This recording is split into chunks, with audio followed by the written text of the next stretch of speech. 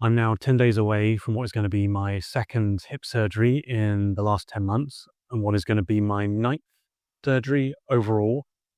And so I'm starting to think a little bit about what I'm going to need to do now in the remaining 10 days before the surgery, the immediate 24 hours before the surgery, and then what the first 2 days post-surgery are going to look like.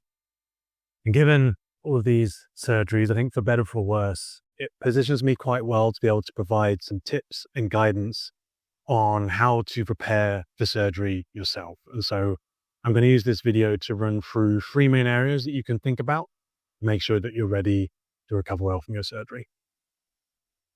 So I realize I'm 6 episodes into this channel and I've yet to utter those 3 magic words. And so I'm going to go ahead and do my sort of YouTube baptism, if you like. Please like, comment, and subscribe. In all seriousness, if you do enjoy the content that I'm making, you find it informative, helpful, hopefully entertaining, I greatly appreciate it if you wouldn't mind dropping a like, comment, or subscribe to the channel. I think especially if you're going through a surgery or injury recovery or looking to train for triathlon, I'm hopeful the content will be of value to you. So thank you.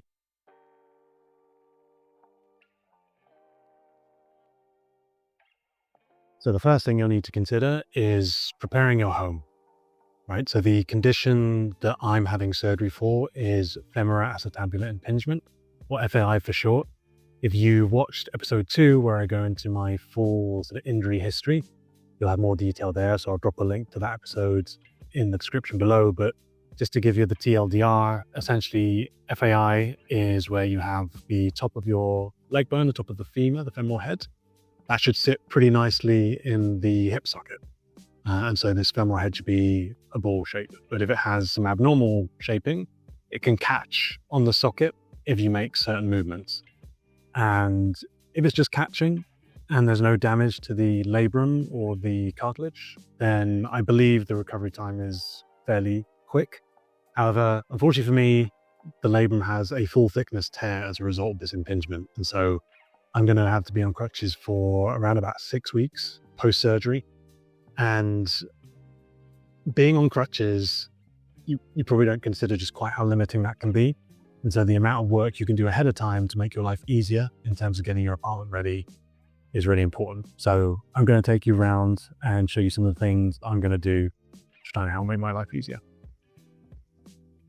So I'm going to break this down into absolute must-haves and then considerations. And so if you're going through a hip surgery like I'm about to, the first absolute must-have is a shower chair. Now, feel free to insert old age-related joke here, but trust me, this is an absolute game changer. So this is the shower chair that I picked up about 10 months ago when I had the surgery on my right hip. It's fairly affordable from memory. I believe I picked this up on Amazon, so I'll just drop a link to this in the description below, but it came within a number of days, was pretty simple to install. And if you want to be able to shower independently, this is an absolute must-have. So for me, I found the shower chair to be really helpful, obviously not just for showering, but given the sort of dimensions of this bathroom, I could kind of maneuver my way sort of from here to a halfway house on the toilet, and then move the shower chair to here, maneuver my way onto the shower chair, and then I'd be able to brush my teeth, I'd be able to shave here. And so it was just nice to have a little bit of independent, when you're in the bathroom in the morning and the evening. So yeah, came in handy on multiple fronts. So there are 2 other absolute must-haves, in my opinion, if you're going to go through hip surgery. The first is making sure you have some really comfy short or trousers, just something that has a little bit of give so that you're comfy. And then next up, we're going to talk about footwear. But I think somebody wants to come and say hello. Do you want to come and say hello? Here's my assistant. What's your name? Yana. Oh, very good. So the reason why footwear is important is because one of the limitations that was put on me for the first 6 weeks whilst the labrum is healing is that I'm not supposed to go past 90 degrees of hip flexion, right? And so obviously, if you want to tie your shoes, you need to bend over and do that. And so to save having to ask my wife to tie up my shoes every time, I pretty much exclusively wore my sliders or my flip-flops for the first 6-7 weeks. I know that's not always going to be an option if you live in a colder climate, but I would highly encourage you to get some slippers or some shoes that are easy to slip on, just because it's going to make your life a hell of a lot easier and again, will give you some sort of independence. Those were the must-haves. Now I'm going to talk a little bit about some important considerations. So when you're recovering from hip surgery, you're going to be spending a fair bit of time on crutches, as I alluded to. So these were the crutches that I had after the surgery on my right hip. I kept them because I had a pretty good feeling I was going to need to do the left one as well. There are obviously different types of crutches you can have. These are the underarm style. You can also get the ones that are shorter and just sort of go around your forearm. I preferred these just because I felt they gave me a bit more support. And also, given my shoulder history, I felt these were going to put a bit less strain on my shoulders. Maybe the only downside to these, you need to be careful because they can rub under your arms quite a bit. So make sure you're wearing a t-shirt rather than a vest or something like that. One other consideration to think about was related to your shorts or your trousers again. So not only is it important for those to be comfy, but you want to make sure that they've got good pockets, right? And reason being is, as you can see, when you're walking around on crutches, you don't have a spare hand to carry anything. So if you want to be able to carry your phone with you, your wallet, a bottle of water, having shorts or trousers with good deep pockets is a very good idea. So another important consideration is your sleeping arrangement and the proximity you have to your bathroom. I typically sleep on this side of the bed. However, our bathroom is over there. And so if you can imagine, in the middle of the night, I'm trying to navigate around in my crutches in the dark. It's just not really going to work. So for the next few weeks, I'm going to sleep on this side of the bed because it's just a much easier journey to the bathroom and hopefully should mitigate any falls or trips or accidents that could happen in the dark.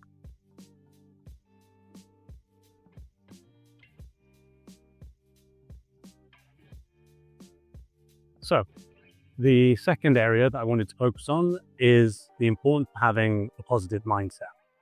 Now, when you've got a surgery upcoming, I think it's very easy to focus on the negatives and what you're not going to be able to do. And so for me, I know there's a few things I'm not going to be able to do, so go visit with me. So I'm definitely not going to be able to really exercise, let alone do any sort of triathlon training.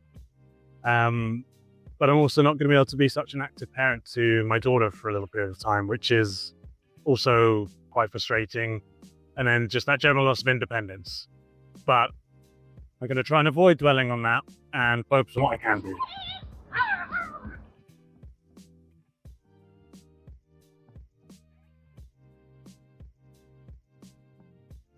And so what am I going to be able to do whilst I'm hobbling around on crutches for 6 weeks? Well, I've tried to give myself a goal or two that I can focus on. So first and foremost is this YouTube channel.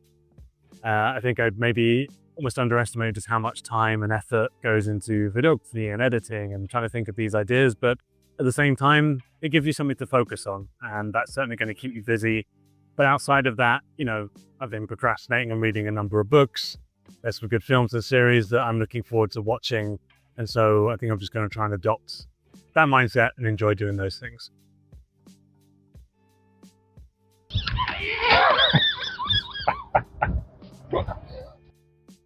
And lastly, I was doing a little bit of research into whether there's any links between having a positive mindset and having a more optimal recovery post-surgery. And admittedly, there was probably a little bit of confirmation bias in the research and the approach that I took.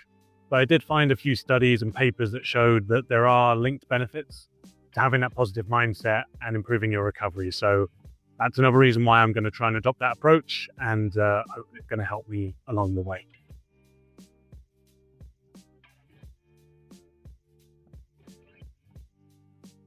The last area of advice that I wanted to focus on is the importance of following the instructions you've been given by your doctor or the hospital where you're going to be having the procedure itself. So one consideration from my perspective has been to reduce any activity that has been causing irritation or discomfort. So for example, about 3 to 4 weeks ago, I was doing 1 or 2 longer cycles and I noticed a bit of discomfort around the hip flexor ITB area. And I figured there's no point irritating it or making it worse just before the operation itself. So I haven't been on any cycles in the last 2 to 3 weeks. In addition to that, I have been avoiding any stretches or movements that promote a lot of flexion or rotation in the hip joint. So I've been avoiding things like groin stretches, for example, or pigeon stretches, because again, that's just going to promote a lot of discomfort in the joint. We want to try and go into the surgery with the joint, not too inflamed and in as good a position as possible for the operation. The other important advice to follow is what the hospital advised you to do the night before and the day of your operation. So I have my admission form here already. And on these forms, it will give you some important information around the timing of your operation, what time you need to be at the hospital, but importantly, what time you need to fast from. So if you haven't been for an operation before when you're under general anesthetic, essentially you need to fast for the 8 hours prior to the surgery. And so my operation is going to be at 8:30 in the morning, which I'm quite happy about because that essentially means I can just have dinner the night before, wake up pretty early because I need to be there 2 hours before, so it's 6:30 a.m. But I can essentially just have dinner and basically just go without breakfast. Whereas in the past, I have had 1 or 2 operations that have been in the afternoon. And that means you've got to get up and have an early breakfast and then sort of fast throughout the day, which if you're not used to fasting regularly, can be a little bit of a struggle. And the fast is not just related to food, but it's also water, coffee as well. There are also some other bits and pieces here that are important. So they will ask you to disclose whether you're taking any medication, especially if it's in regards to blood thinning. And they advise not to shave the site of the operation before the surgery because this could leave small openings in the skin, which could lead to infection. And obviously we want to avoid that. So really important information that you'll get from your hospital, and make sure you read that through prior to the surgery.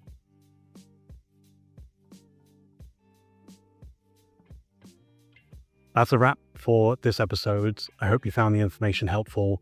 And if you're preparing for an upcoming surgery or operation, I'll be keeping my fingers crossed for you and wishing you the best of luck. By the time the next episode's out, I will have had my surgery and I'll be bringing you along for the ride. So walking you through what I've done the night before to get ready, the early morning start on the way to the hospital, and then what the first few days of recovery looks like when you've had a hip surgery. So thank you very much for watching. If you'd like to wish me some luck, I'd greatly appreciate it. And I will see you in the next one.